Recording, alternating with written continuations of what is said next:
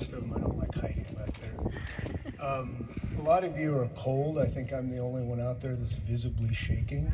I grew up on a ranch west of Three Forks, and people assume that if you grow up on a ranch in Montana that you're this cold, hardy, super winter human.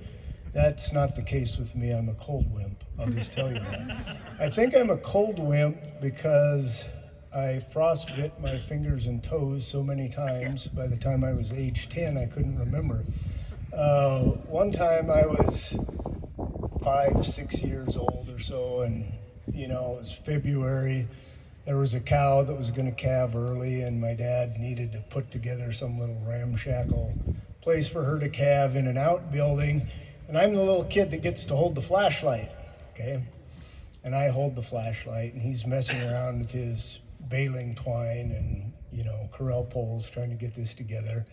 And it's getting colder, and I'm getting colder. My dad wasn't the kind of person that you just asked things for, and I knew that by the time I was 6. I finally screwed up enough courage to say, "Dad, it's really cold. Could I maybe go in and warm up for a little bit?" And he's like, "It ain't cold out here. We're gonna be done in a couple minutes anyway." 15 minutes later, I go inside. My fingers are so cold I can't untie my shoes, and my mom pulls my little boots off. My toes are white. So if I'm up here shivering, I think I have a pretty good excuse. People have asked me, why are you going to run for U.S. Congress? The answer to that's pretty simple this time around.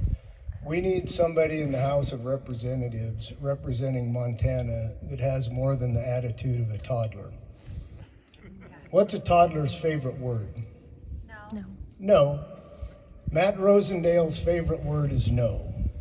No to honoring the Capitol Police that protected him during an insurrection. No to the Juneteenth holiday, in which we finally come around to celebrate the end of the most horrific era in U.S. history in which people could own other people as property. No to giving our military partners in Afghanistan who risked their lives for us special immigration status. And I'm guessing in a few weeks, when we finally see a vote on the infrastructure bill, it's going to be no to that too. I intend to say yes. I intend to say yes to a lot of things, and what I want to talk to this group about in particular is saying yes to voters in rural Montana. It's high time that Democrats start re-engaging rural voters in eastern Montana.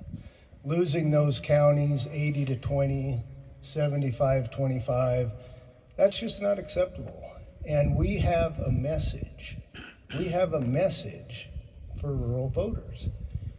Rural voters aren't being put at economic risk because of forces that they don't understand. There's things that they do understand. 4 meat packers in this country control 80% of the meat slaughtering and distribution. In 1970, if you spent $1 on groceries in the United States, 37 cents of that dollar went back to a farmer or a rancher. Today it's 15 cents. And so we have winning issues. We can win in eastern Montana, and I intend to win in eastern Montana or pull us back.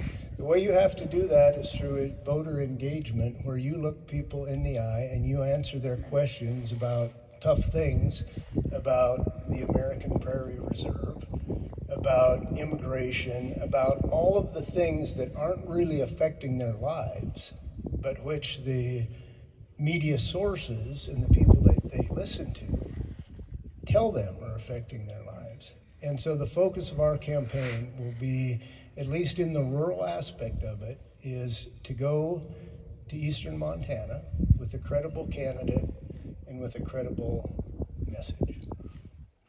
I'm a little bit reminded of a story I heard of 2 guys that were in an airplane and they were flying on a passenger flight, and there was kind of a bump and a shudder on the airplane, and the pilot comes on and he goes,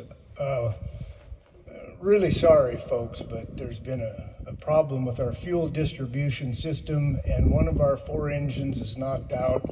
Our flight's going to be delayed 25 minutes, but I don't foresee any further problem. A little bit later, there's another bump and a shudder, and the pilot said, well, we've lost engine number 2. Now we're going to be delayed by an hour.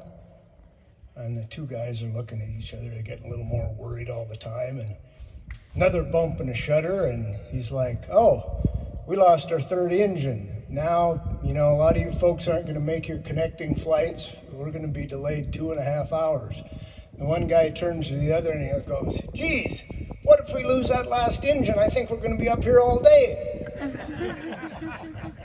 Let's do a little bit better than that as Democrats for Eastern Montana and rural communities and engage people with a winning message and win.